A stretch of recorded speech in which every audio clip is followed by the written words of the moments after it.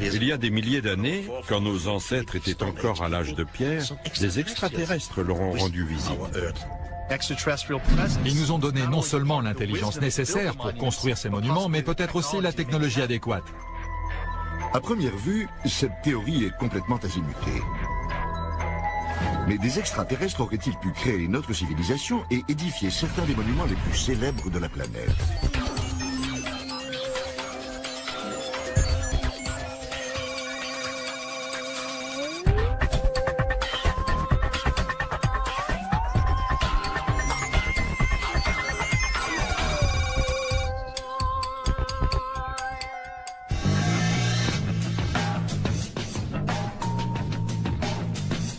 Ces monuments cyclopéens se retrouvent partout sur Terre. Tout le monde sait qu'ils ont été construits il y a des millénaires par nos ancêtres. Mais si tout le monde se trompait? Selon les livres d'histoire, des constructions comme les pyramides ou Stonehenge sont l'œuvre du génie humain et ont marqué le début de notre civilisation. Mais ces monuments soulèvent des questions obsédantes. Par exemple, pourquoi sont-ils apparus si subitement?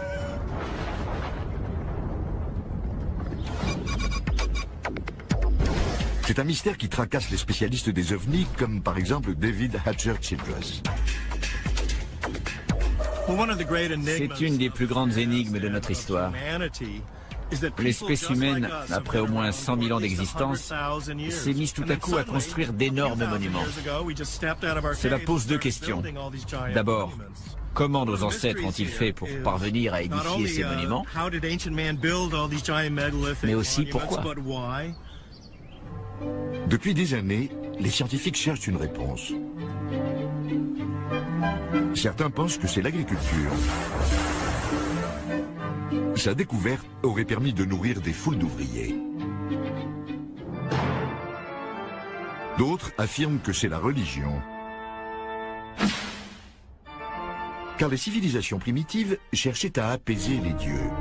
Mais aujourd'hui, il existe une autre explication.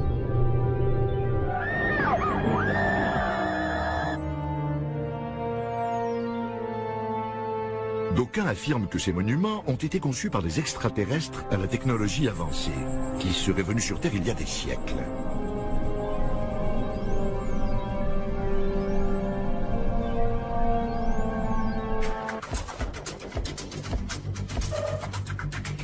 Jason Martel soutient cette théorie. Il habite en Californie où il dirige une agence de rencontres. Quand il ne travaille pas, il se débat avec le plus grand mystère archéologique de notre temps. Il prétend l'avoir élucidé. Il était tout à fait possible à un groupe de 100 000 hommes de soulever et mettre en place les énormes blocs des pyramides. Mais le savoir-faire nécessaire pour y arriver vient forcément d'ailleurs. Je me suis donc tourné vers la théorie des anciens spationautes. Ces anciens spationautes sont venus sur Terre et ont eu une influence sur nous.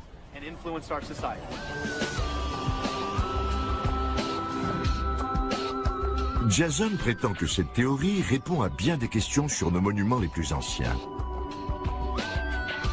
Par exemple Stonehenge. Comment les Bretons de l'âge de bronze ont-ils fait pour traîner des pierres de 5 tonnes sur plus de 250 km? Et ce bloc de 1000 tonnes à Baalbek au Liban, il pèse aussi lourd que 3 Boeing 747. Comment transporter une telle masse? Mais la plus grande controverse concerne les pyramides de Gizeh. La plus grande est constituée de 2 500 000 blocs de pierre. Elle a été achevée en 20 ans et elle est en alignement quasi parfait avec le pôle Nord à 1/10 de degré. Selon les experts, l'explication est simple. Les Égyptiens de l'Antiquité étaient extrêmement intelligents. Ils travaillaient très vite et très bien et ont donc mis sur pied toute une industrie touristique en l'espace de 20 ans. Les adeptes comme Jason Martel ne sont pas convaincus. Ces sites archéologiques montrent des signes d'un génie qui n'est pas attribuable aux hommes de l'époque. Ils vivaient encore dans des huttes en argile et utilisaient des outils de pierre. Ils ne disposaient pas des mathématiques ou de la géométrie nécessaires pour concevoir de tels bâtiments. Comment ont-ils fait pour ériger Stonehenge? Comment ont-ils pu aligner à 1/10 de degré près la pyramide de Gizeh avec le pôle Nord? Que disent les égyptologues de tout cela? Qu'il n'y a aucun mystère. D'après eux, les archéologues ont trouvé des preuves suffisantes près des pyramides. On sait tout ce qu'il faut savoir dans les grandes lignes. On a trouvé les baraquements où les ouvriers habitaient, ainsi que les tombeaux des architectes. Pour certaines des pyramides inachevées, on a même les rampes qui servaient à guider les blocs jusqu'à leur emplacement. Donc, bien que les détails nous échappent, le déroulement général est évident.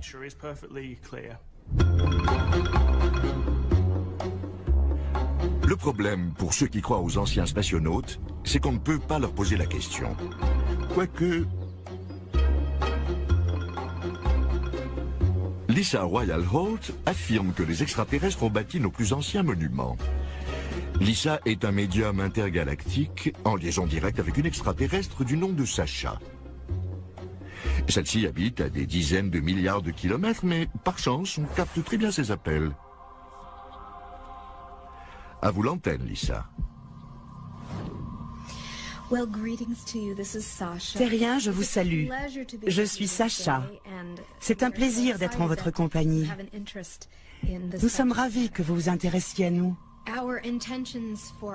Nos intentions envers les Terriens sont pacifiques, basées sur l'amour et la joie.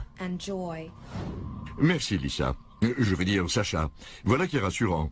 Mais les pyramides, alors, qui les a construites? Mes ancêtres étaient venus sur Terre à la recherche d'une planète à coloniser. Les monuments que nous avons construits avaient le plus souvent un usage scientifique.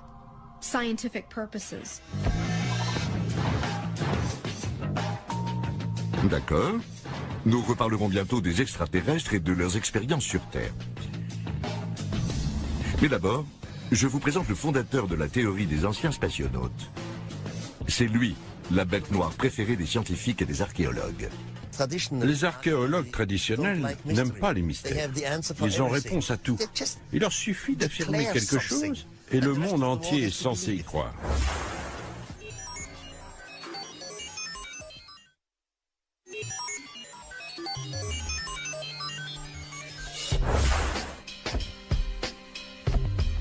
C'est en 1968, alors qu'il est gérant d'un hôtel, qu'Eric von Daniken publie une théorie très controversée selon laquelle des spationautes extraterrestres ont visité la Terre il y a plusieurs siècles.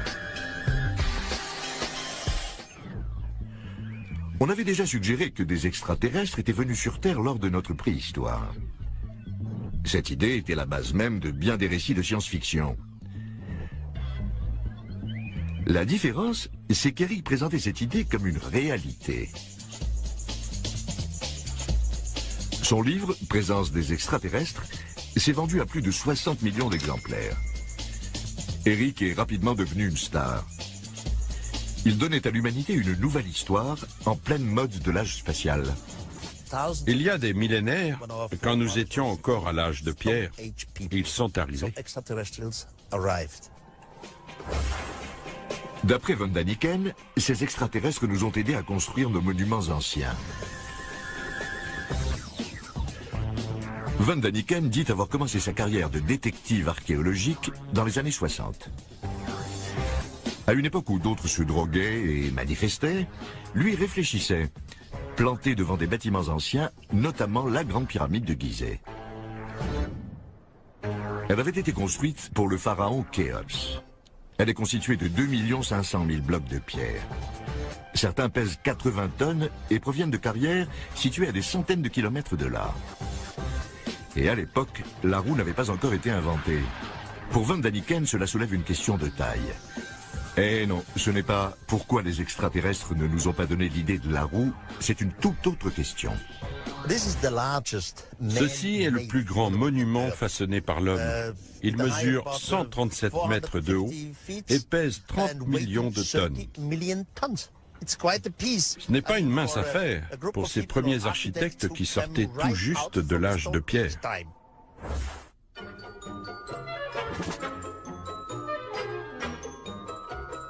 Les théories de von Daniken agacent parfois les égyptologues.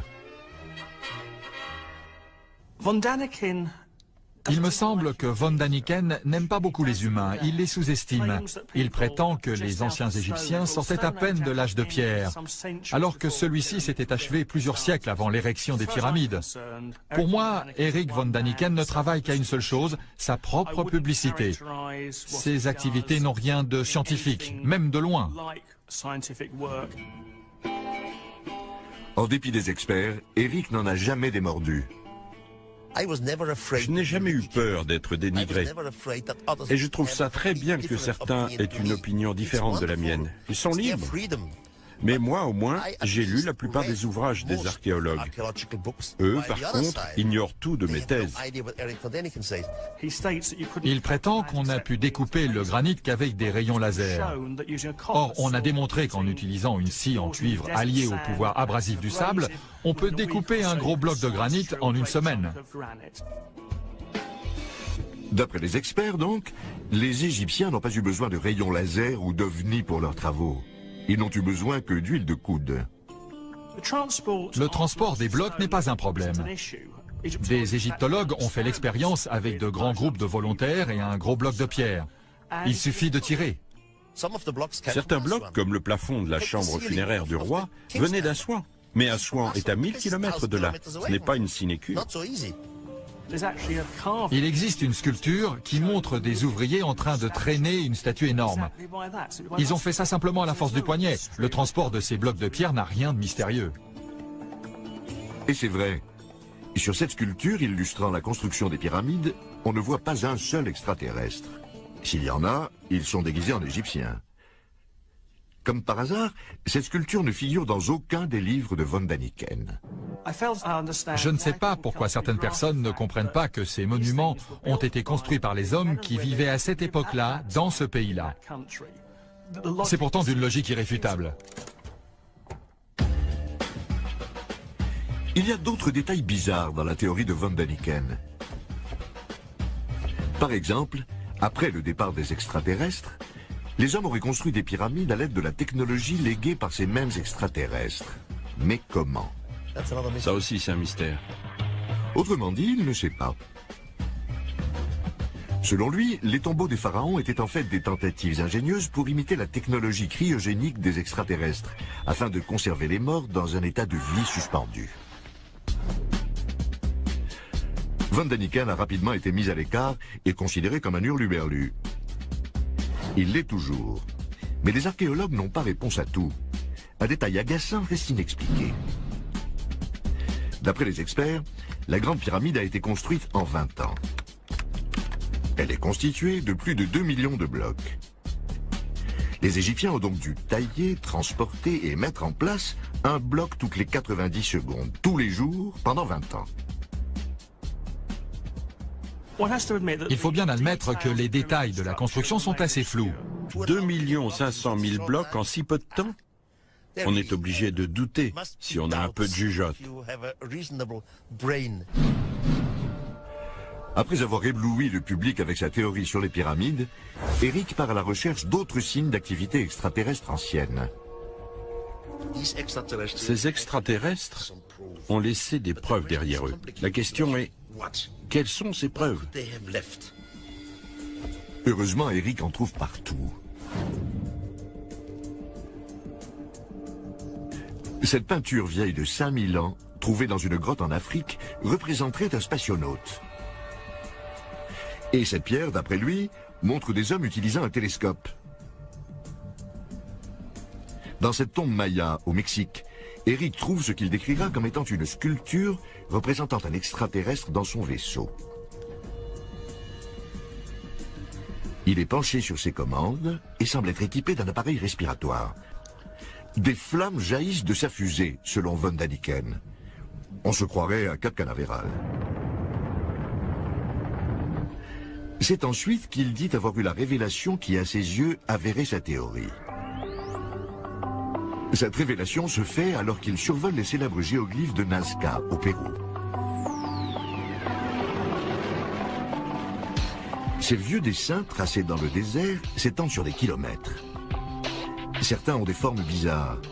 Étrangement, ils ne sont visibles que de très haut.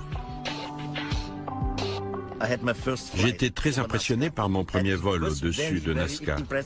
Quand on arrive assez haut, on voit quelque chose qui ressemble à une piste d'atterrissage. Et on se dit, c'est fascinant, c'est incroyable. Et ce n'est pas quelque chose que font les autochtones en temps normal. Alors la question c'est, pourquoi l'ont-ils fait et pourquoi ici? D'après les archéologues, il s'agit de canaux d'irrigation ou de symboles religieux. Von Daniken prétend avoir une explication plus convaincante qui implique, eh oui, des extraterrestres. Le vaisseau mère était en orbite autour de la Terre. Depuis ce vaisseau, des véhicules plus petits venaient sur Terre à la recherche de minerais ou je ne sais quoi. Une fois approvisionnés, ils repartaient. Les premières marques, d'après lui, ont été laissées par accident lors d'atterrissage ou de décollage. Les autochtones ont vu ces lignes, laissées bien visibles par le souffle des décollages. Ils se sont mis à imiter ces lignes qu'ils croyaient tracées par un dieu mystérieux. D'après Eric, les Nazca ont été tellement impressionnés par les extraterrestres qu'ils les ont pris pour des dieux et ont copié leur tracé. Il compare cet impact à celui qu'a eu au XXe siècle la visite d'Occidentaux dans des tribus primitives. Celles de Nouvelle-Guinée ont pris leurs visiteurs pour des dieux descendus du ciel sur des oiseaux d'argent. Ils les vénéraient encore longtemps après leur départ et avaient construit des copies d'avions et de pistes d'atterrissage dans l'espoir de faire revenir ces oiseaux d'argent. Les Péruviens ont eu moins de chance. Les extraterrestres ne sont jamais revenus. À leur place sont arrivés les Espagnols.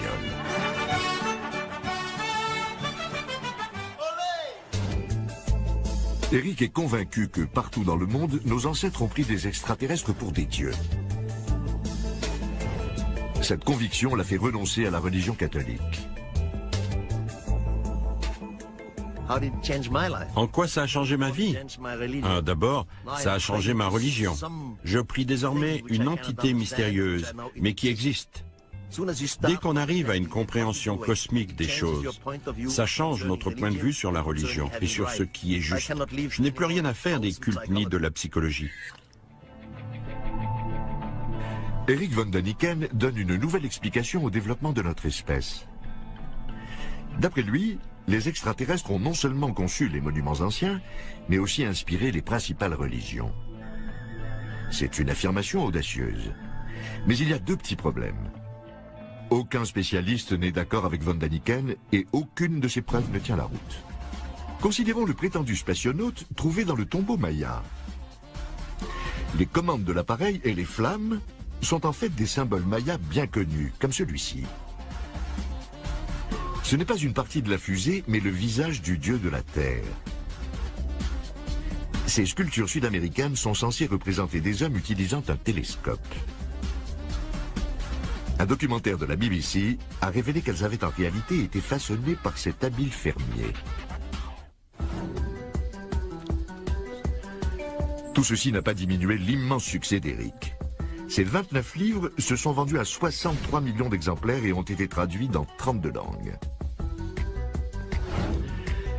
Brian Appleyard est un auteur britannique qui a écrit sur la fascination du public pour les ovnis. D'après lui, le succès de von Daniken est dû au fait que les gens se méfient de plus en plus des spécialistes, ce qui mène à un goût pour les théories irrationnelles. Dans les années 60 et 70, à cause de la guerre froide, les gens étaient devenus paranoïaques. Ils étaient persuadés que les gouvernements leur mentaient, qu'on leur cachait des choses et que le monde n'était pas tel qu'on le leur décrivait.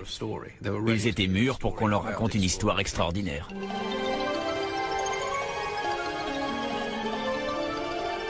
Le phénomène von Daniken semble impossible à enrayer. Ses livres lui ont fait gagner tellement d'argent qu'il a ouvert son propre parc d'attractions qui met à l'honneur ses croyances plus orthodoxes.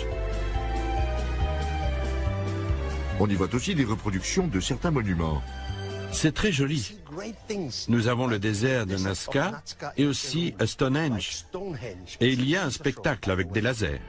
In a breathtaking laser show, the visitor experiences the spectacular sight of Stonehenge. Il y a même une visite guidée qui répond à ces questions qui vous ont toujours obsédé. Did the mythical continent of Mu ever exist? What is the secret of the underwater structures off the Japanese island of Yonaguni? Le succès de von Daniken a stimulé toute une génération d'auteurs. L'écrivain New Age David Hatcher Childress en fait partie. Les gens s'intéressent aux théories d'Eric parce qu'elles concernent d'authentiques mystères. Nous n'avons toujours pas la réponse à cette question. Pourquoi des populations entières d'humains primitifs feraient volontairement les terribles efforts nécessaires pour ériger ces monuments gigantesques? Eric von Daniken est l'une des personnes qui m'ont inspiré, c'est sûr. Je n'ai eu qu'à le suivre. Il m'a permis d'étudier le monde sous un angle nouveau. Ces nouveaux adeptes ont du pain sur la planche. Car les scientifiques se moquent bien de savoir si Mu a vraiment existé. Si des extraterrestres sont venus ici, ils veulent des preuves. La première question que je poserais concernant des extraterrestres qui auraient aidé à construire les pyramides serait « Où sont les preuves ?» Prenons nos voyages de la Terre à la Lune. Ils sont comparativement très courts. Et pourtant, ils ont laissé une foule de débris dans l'espace. Si des extraterrestres étaient venus en Égypte enseigner leur technique aux hommes, ils auraient au moins laissé derrière eux quelques débris de plastique quelque part, non?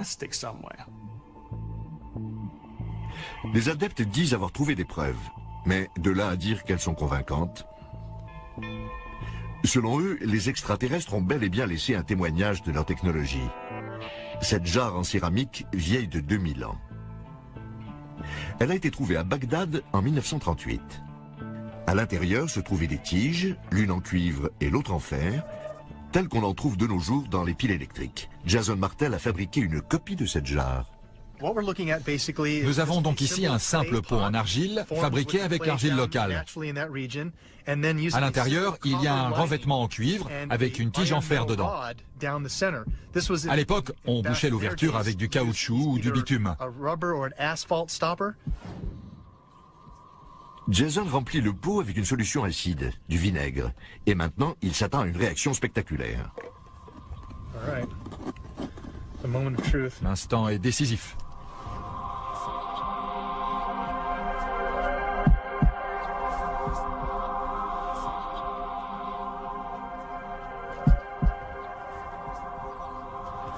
On a déjà des chiffres au compteur.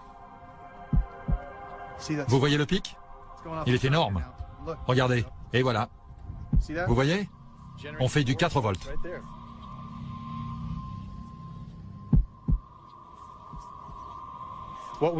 Nos ancêtres méritent plus d'estime que nous leur en accordons. Avec notre savoir actuel, on peut tester leur technologie et constater qu'elle fonctionne. On a tiré 4 volts de cette pile. Ils étaient donc capables de faire ça. Pourquoi faire? Sûrement de l'électricité.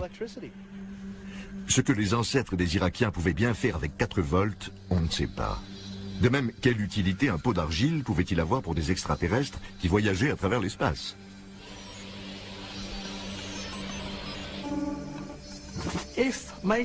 Si la technologie spatiale consiste à fabriquer un pot d'argile, le remplir de vinaigre, y mettre un peu de cuivre et regarder tout ça faire des bulles, moi je veux bien.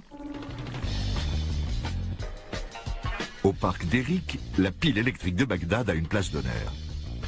Au même rang figure un autre objet fabriqué d'après un dessin égyptien.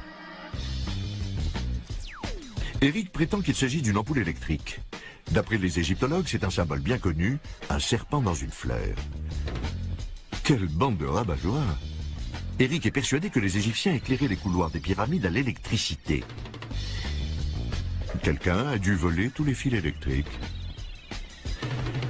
Vous devez vous dire que les extraterrestres auraient pu nous apporter quelque chose de plus utile qu'une ampoule électrique. Cet homme est de votre avis.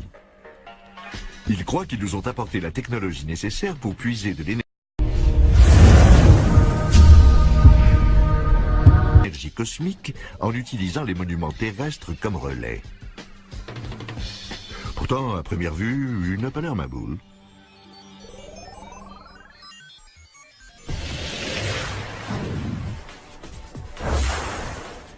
Une des choses qui nous caractérise, c'est que nous vivons dans de grandes cités dont les bâtiments sont très perfectionnés. Cela s'appelle la civilisation. C'est pour cela que beaucoup de gens rejettent l'idée que cette civilisation ait pu être créée par des extraterrestres. Ce qui forme le cœur de la théorie de von Däniken, c'est que des extraterrestres ont bâti les premiers grands monuments. Affirmer cela est une chose, mais expliquer pourquoi en est une autre. Est-ce qu'ils faisaient ça pour épater la galerie? Pas du tout, d'après cet homme. Nous l'avons trouvé caché à Stonehenge.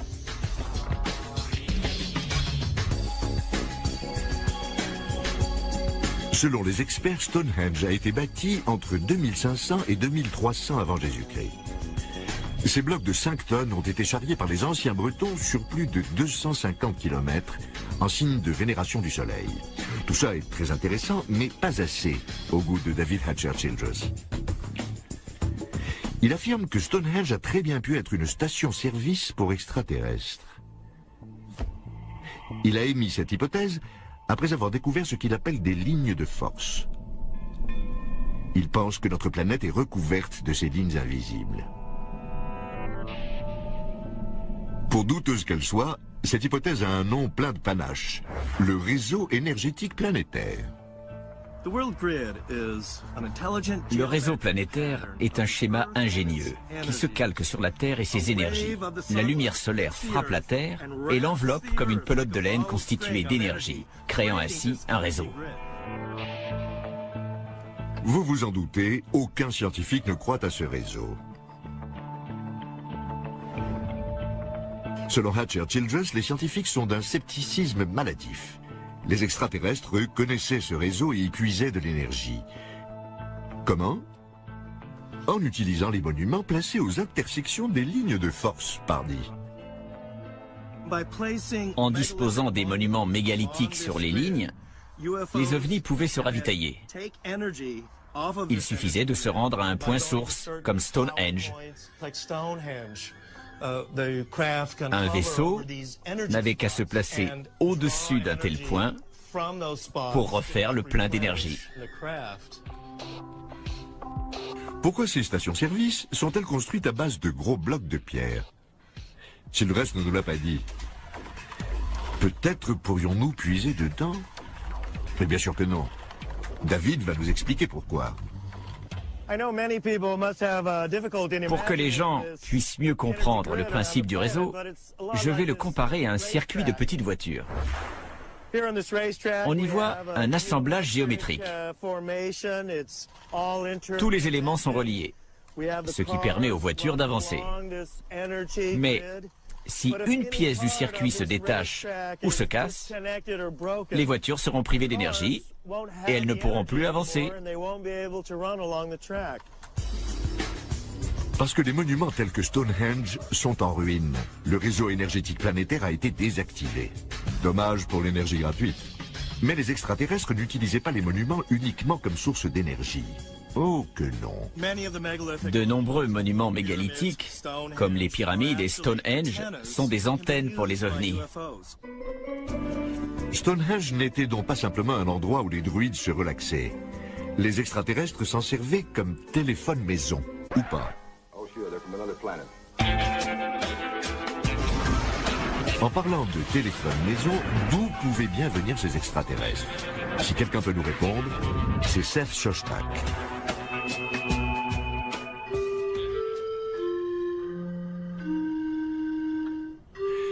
C'est lui qui dirige le projet SETI, un programme de recherche d'intelligence extraterrestre créé en 1984. Il s'agit de chercher à capter d'éventuels signaux radio émis par des extraterrestres. De nombreux scientifiques pensent que la vie est apparue sur d'autres mondes que le nôtre. Après tout, l'univers contient des billions d'étoiles. Seth Shostak a consacré sa vie à le prouver. L'univers est vaste et la plupart des étoiles ont des planètes. Il y a donc sûrement de nombreux mondes aussi accueillants que la Terre. La question est, la vie y a-t-elle éclos ou pas?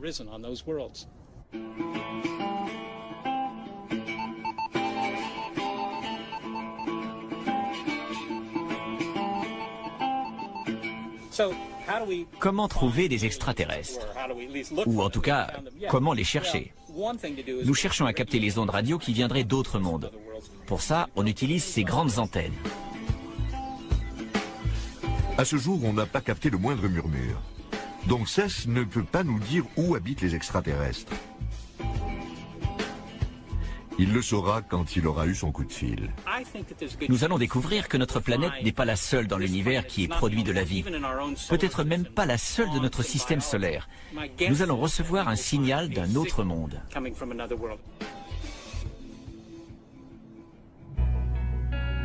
La science est incapable de nous dire où les extraterrestres vivent, et donc d'où les anciens spationautes venaient. Mais ce ne sont pas les suggestions qui manquent.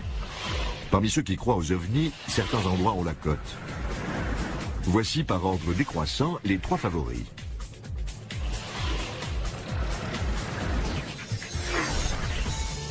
En numéro 3, Sirius, une étoile de la constellation du Grand Chien.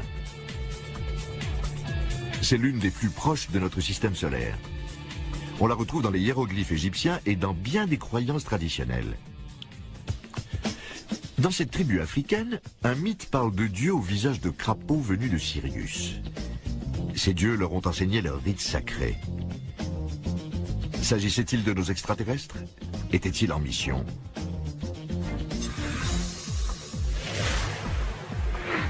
Le numéro 2 est appelé Planète X. Jason Martel pense que les extraterrestres viennent de là-bas.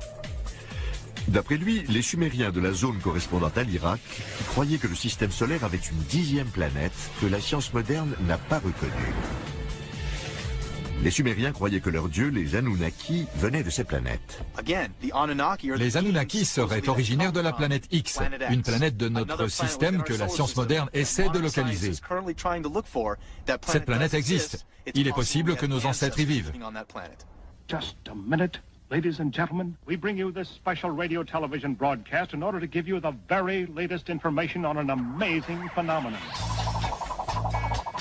En juillet 2005, des astronomes annoncent qu'ils ont trouvé une grande masse au-delà de Pluton. Ils la baptisent planète Xena.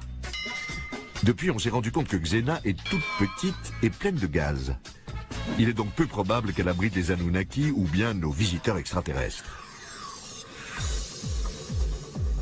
Toutefois, notre candidat numéro 1 obsède bien des gens. Il s'agit de notre plus proche voisine, Mars. C'est aussi la planète la plus similaire à la nôtre. Certains scientifiques sont sûrs qu'il y a de l'eau sur Mars et depuis des années, la NASA s'efforce de l'explorer. Pour l'instant, aucun signe de vie. Toutefois, en 1976, la NASA cherchait des bactéries quand elle a trouvé ceci.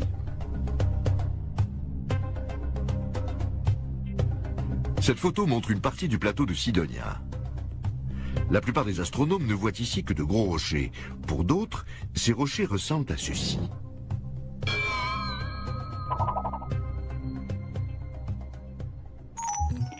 Voici un homme qui croit à cette ressemblance. Tom Van Flandern est un astronome renégat. Il est l'heureux propriétaire d'une théorie personnelle sur Mars et d'un sacré bric-à-brac. Selon lui, Mars est en réalité le satellite d'une planète où nos ancêtres ont évolué, puis qu'ils ont dû quitter précipitamment quand elle a explosé. Ils y auraient laissé certaines choses, dont des pyramides. L'hypothèse la plus intéressante concernant l'origine de ces objets sur Mars est que la race humaine a évolué sur un autre monde, qui a ensuite explosé. Ces hommes avaient construit certaines choses sur leur lune, qui était Mars. Voyant arriver la fin de leur civilisation, ils ont émigré vers la planète habitable la plus proche, qui était la Terre. Nous aimerions beaucoup avoir des photos plus nettes de ces objets martiens, pour voir s'il s'agit vraiment de pyramides.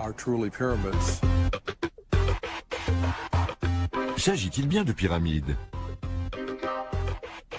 Tobias Owen faisait partie de l'équipe scientifique de la mission lors de laquelle les photos ont été prises.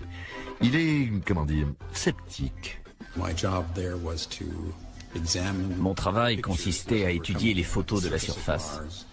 On cherchait un endroit sûr pour se poser. Un petit groupe de personnes a émis l'opinion que ces photos montraient des structures extraterrestres et qu'il y avait ou qu'il y avait eu de la vie sur Mars. Immédiatement, la NASA publie un démenti. Ce qui, pour les adeptes, est la preuve qu'on veut étouffer l'affaire. Le fait intéressant, c'est que la NASA a de tels antécédents de dissimulation d'informations qu'il est légitime de s'en méfier un peu. Au moment de sa fondation, vers 1959, elle a consulté un cercle de réflexion appelé la Brookings Institution. Celle-ci avait recommandé à la NASA d'être prudente avec toute preuve d'une vie extraterrestre si elle en trouvait, car la société et les institutions religieuses n'étaient pas prêtes à accepter l'idée d'une présence extraterrestre. Des pyramides sur Mars, c'était déjà troublant. Mais les choses se sont vraiment précipitées quand la NASA a publié de nouvelles photos du plateau de Sidonia. Près des pyramides, on voyait une saillie rocheuse qui pour certains ressemblait étrangement à autre chose que des adeptes des anciens spationautes associés depuis longtemps aux extraterrestres.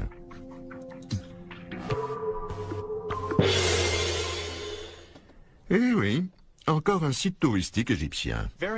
La NASA a commencé par appeler cette photo tête. Puis elle a rapidement cherché à en diminuer l'importance, prétendant qu'on avait là un effet de lumière. Non, il n'y a pas de visage, c'est un effet d'optique. Tu parles. Sur Mars, on a un visage et des pyramides. Sur Terre, un sphinx et des pyramides. Il y a forcément un rapport, un lien entre les deux planètes. Pour les scientifiques, ce n'est qu'un relief naturel. C'est un phénomène courant sur Terre. Et il y en avait un dans le New Hampshire qui s'appelait le vieil homme de la montagne. C'est une formation rocheuse qui s'est écroulée en 2003. Il est naturel pour l'homme de chercher son image dans la nature. On en a ici un exemple, sauf que ça s'est passé sur Mars. L'explication rationnelle est donc simple. Les humains sont conditionnés pour voir des visages là où il n'y en a pas. Laissons la parole à une psychologue. Dès notre petite enfance, les visages sont très importants pour nous, à tel point que nous en voyons même là où il n'y en a pas. Cette assiette d'œufs au plat ressemble beaucoup à un visage. On peut discerner les sourcils, les yeux, le nez et la bouche sans se forcer.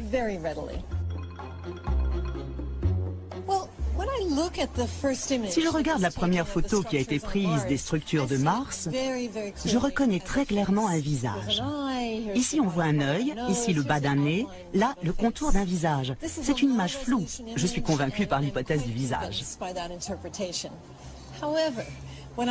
Si j'examine la photo plus récente, qui est bien plus nette, j'ai du mal à y reconnaître un visage. Pourrais-je en voir un ? Oui. Je pourrais la placer à côté de la première photo et me servir de celle-ci pour retrouver les traits que j'avais tout de suite identifiés sur la première photo. Mais en réalité, sur cette photo précise, qui laisse peu de place à l'ambiguïté, il est très difficile de voir un visage. Nous avons désormais des images très nettes de la surface de Mars, prises en ce moment même par la mission Mars Express. On y discerne des détails très précis et on ne voit aucune trace de construction. Mars n'a donc peut-être pas de sphinx ni de pyramide. Et pour l'instant, on n'y voit aucun signe de vie. Mais alors, d'où venaient nos extraterrestres préhistoriques ? Il est temps de consulter quelqu'un qui doit savoir. Une extraterrestre.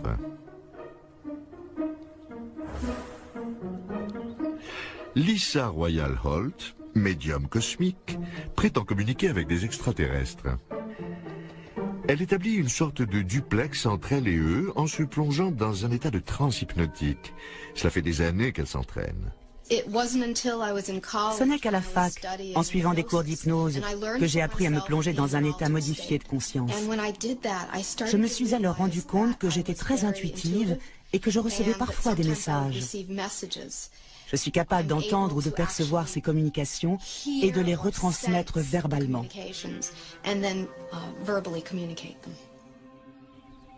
Sa correspondante préférée est une extraterrestre féminine du nom de Sacha, qui prend possession du cerveau de Lisa et parle par sa voix. Nous allons faire une séance de channeling.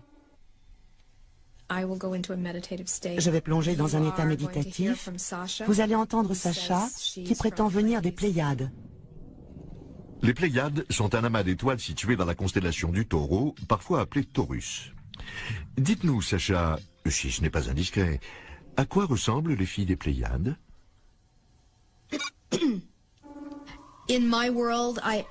Sur ma planète, j'ai ce que vous appelleriez un corps, bien qu'il existe dans une dimension légèrement décalée. Je pourrais marcher dans vos rues et passer pour une humaine, mais en me regardant, vous sentiriez que j'ai quelque chose de différent.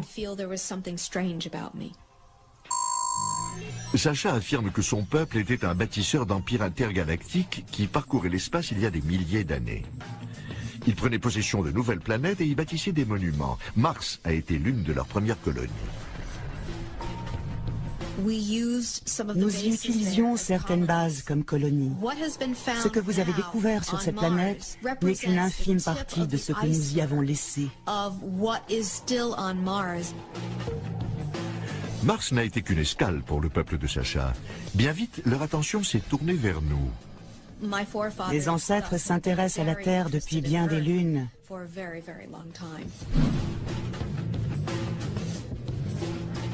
Il est temps de poser la question la plus importante sur ces anciens spationautes.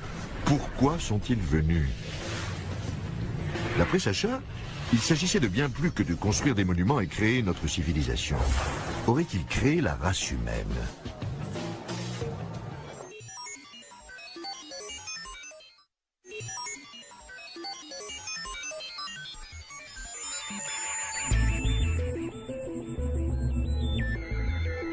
Si des spationautes extraterrestres sont venus ici il y a des millénaires, et rien n'est moins sûr, la question la plus évidente est pourquoi?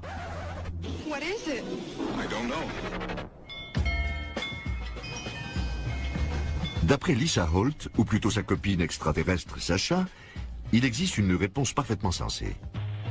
Les extraterrestres ont trouvé nos ancêtres préhistoriques par hasard. Ils ont commencé à recombiner leurs ADN selon un procédé que Sacha appelle l'édification. Mes sources ont révélé que les programmes génétiques extraterrestres concernant les terriens durent depuis des milliers d'années. Si les hommes primitifs n'avaient pas été édifiés par nos soins, votre évolution ne se serait pas faite aussi vite. Vous en seriez encore à un stade évolutif antérieur si nous n'avions pas effectué cette petite édification. Lisa et Sacha ne sont pas les seuls à croire à cette thèse. Ils sont venus ici il y a 300 000 ans et ont créé un ouvrier primitif sur le modèle néandertalien déjà existant. Nous sommes les descendants de ces ouvriers. Je crois que des extraterrestres sont venus. Ils ont pris une cellule humaine dont ils ont changé le code ADN. Ils ont fécondé une femelle avec cette cellule. Cette femelle a donné naissance à un enfant. C'était lui, le chaînon manquant. Si les adeptes des extraterrestres préhistoriques ont raison, nous n'avons pas évolué naturellement. Nous avons été conçus dans l'équivalent extraterrestre d'une éprouvette. Ça fait peur. Pour moi, cela explique bien des choses. Et cela nous donne l'origine du sentiment d'abandon éprouvé par l'ensemble de la race humaine. Car ces êtres ont facilité notre naissance, mais ne nous ont jamais permis de nous souvenir de nos parents.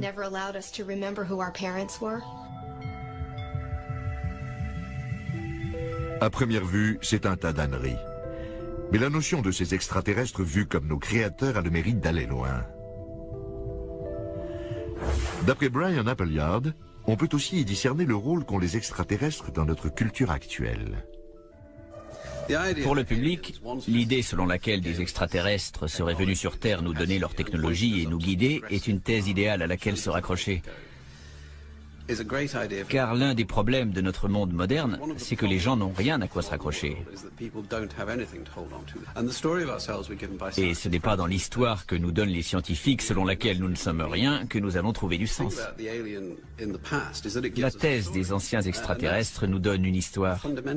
Avoir une histoire est fondamental chez les êtres humains. Quel que soit le réconfort que puisse nous donner l'histoire de ces extraterrestres, il y a de fortes chances pour qu'elle soit fictive. Mais si elle ne l'est pas, le plus grand monument qu'ils ont laissé derrière eux n'est peut-être pas une gigantesque prouesse technique comme une pyramide, mais peut-être une petite prouesse génétique. Nous.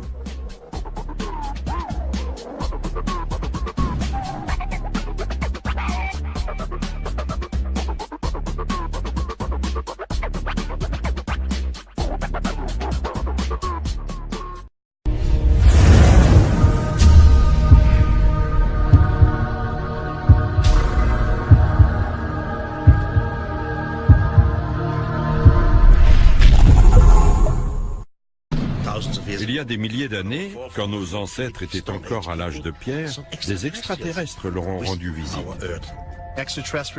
Ils nous ont donné non seulement l'intelligence nécessaire pour construire ces monuments, mais peut-être aussi la technologie adéquate. À première vue, cette théorie est complètement azimutée. Mais des extraterrestres auraient-ils pu créer notre civilisation et édifier certains des monuments les plus célèbres de la planète ?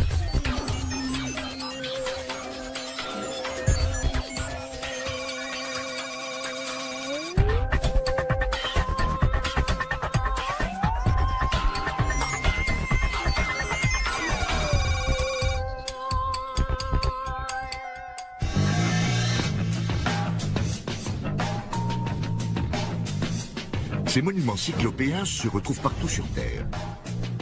Tout le monde sait qu'ils ont été construits il y a des millénaires par nos ancêtres. Mais si tout le monde se trompait? Selon les livres d'histoire, des constructions comme les pyramides ou Stonehenge sont l'œuvre du génie humain et ont marqué le début de notre civilisation. Mais ces monuments soulèvent des questions obsédantes. Par exemple, pourquoi sont-ils apparus si subitement ?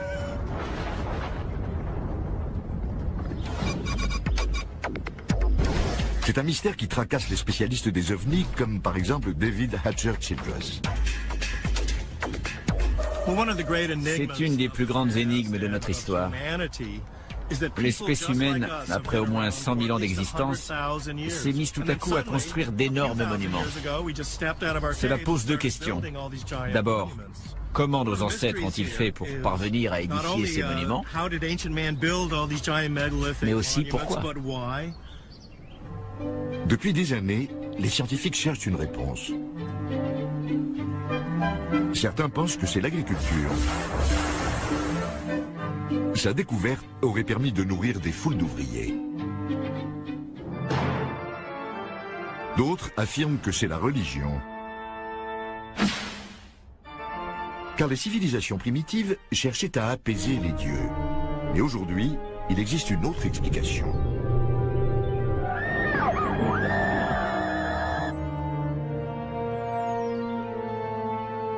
D'aucuns affirment que ces monuments ont été conçus par des extraterrestres à la technologie avancée, qui seraient venus sur Terre il y a des siècles.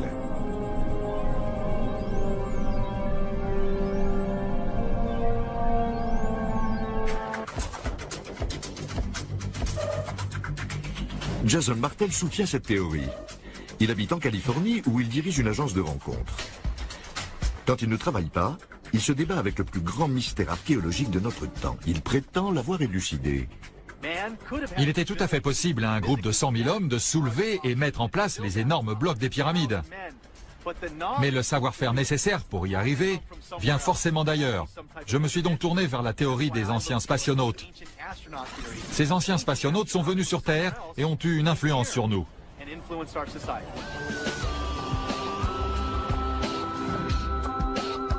Jason prétend que cette théorie répond à bien des questions sur nos monuments les plus anciens.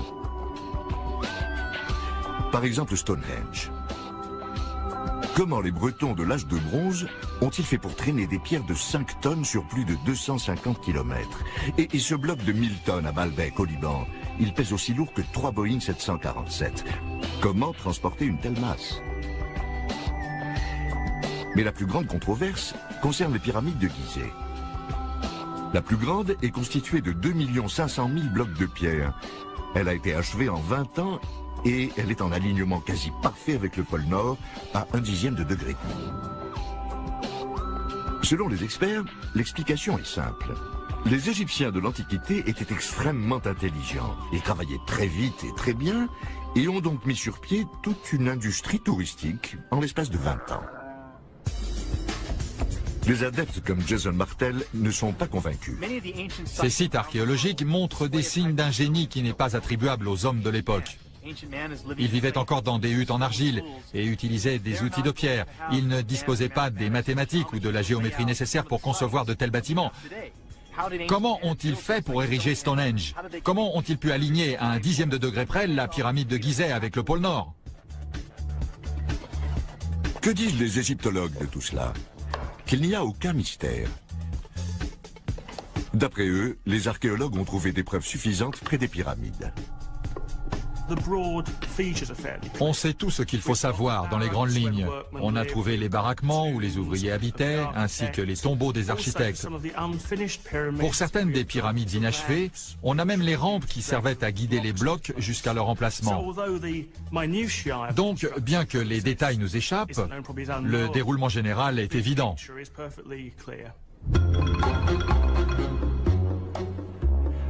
Le problème, pour ceux qui croient aux anciens spationautes, c'est qu'on ne peut pas leur poser la question. Quoique... Lisa Royal Holt affirme que les extraterrestres ont bâti nos plus anciens monuments.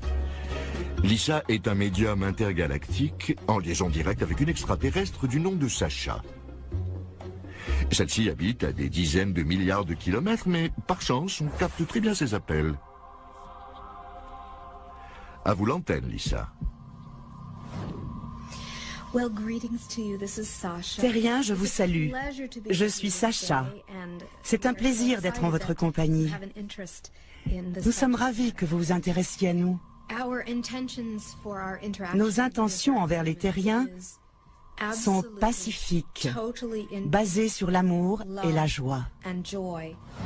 Merci, Lisa. Je veux dire, Sacha. Voilà qui est rassurant.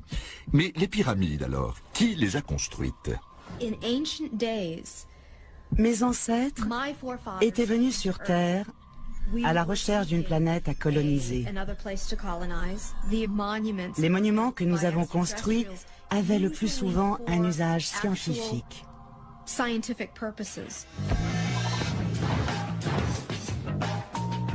D'accord. Nous reparlerons bientôt des extraterrestres et de leurs expériences sur Terre. Mais d'abord, je vous présente le fondateur de la théorie des anciens spationautes. C'est lui, la bête noire préférée des scientifiques et des archéologues. Les archéologues traditionnels n'aiment pas les mystères. Ils ont réponse à tout. Il leur suffit d'affirmer quelque chose et le monde entier est censé y croire.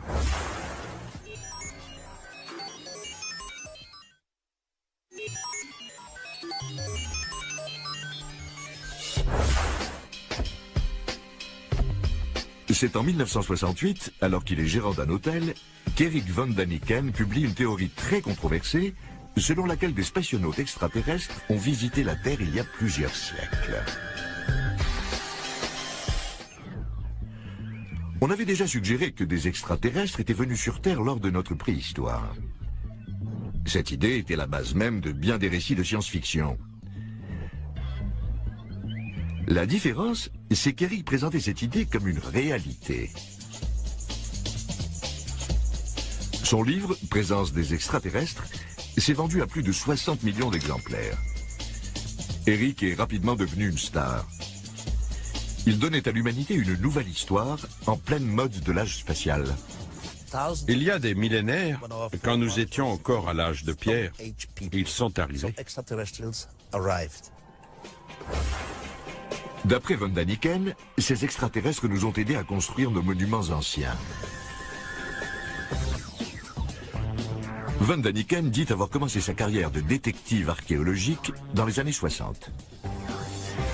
À une époque où d'autres se droguaient et manifestaient, lui réfléchissait, planté devant des bâtiments anciens, notamment la grande pyramide de Gizeh. Elle avait été construite pour le pharaon Khéops. Elle est constituée de 2 500 000 blocs de pierre.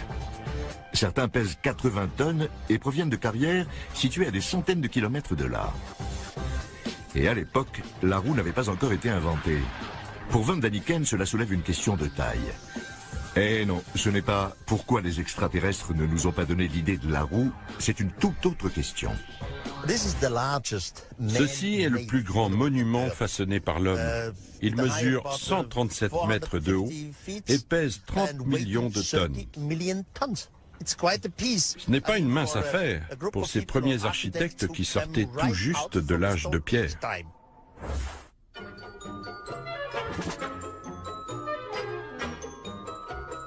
Les théories de Von Daniken agacent parfois les égyptologues.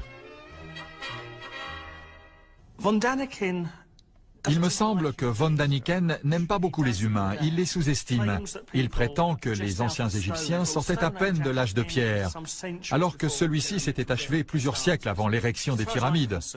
Pour moi, Eric Von Daniken ne travaille qu'à une seule chose, sa propre publicité. Ses activités n'ont rien de scientifique, même de loin. En dépit des experts, Eric n'en a jamais démordu. Je n'ai jamais eu peur d'être dénigré. Et je trouve ça très bien que certains aient une opinion différente de la mienne. Ils sont libres. Mais moi, au moins, j'ai lu la plupart des ouvrages des archéologues.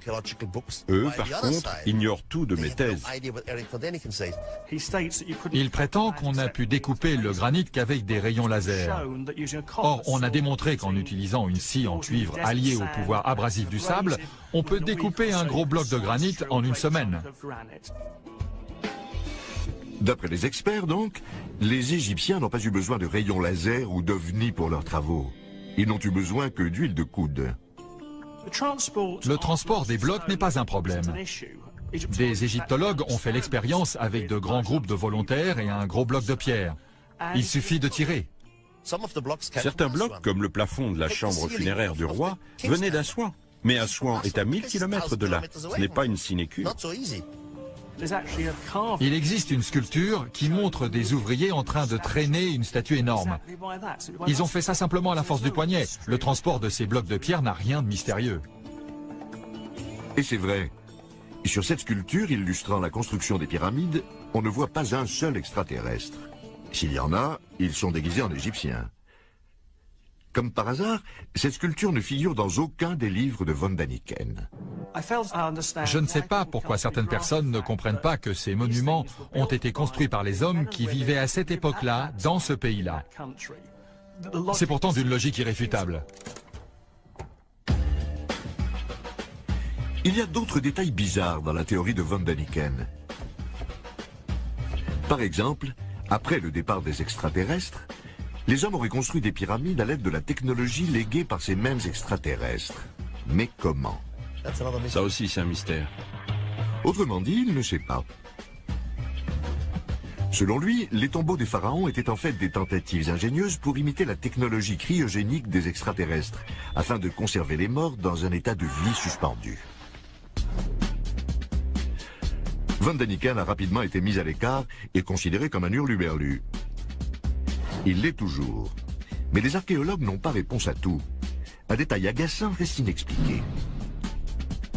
D'après les experts, la Grande Pyramide a été construite en 20 ans. Elle est constituée de plus de 2 millions de blocs. Les Égyptiens ont donc dû tailler, transporter et mettre en place un bloc toutes les 90 secondes, tous les jours, pendant 20 ans. Il faut bien admettre que les détails de la construction sont assez flous. 2 500 000 blocs en si peu de temps? On est obligé de douter si on a un peu de jugeote. Après avoir ébloui le public avec sa théorie sur les pyramides, Eric part à la recherche d'autres signes d'activité extraterrestre ancienne. Ces extraterrestres ont laissé des preuves derrière eux. La question est, quelles sont ces preuves?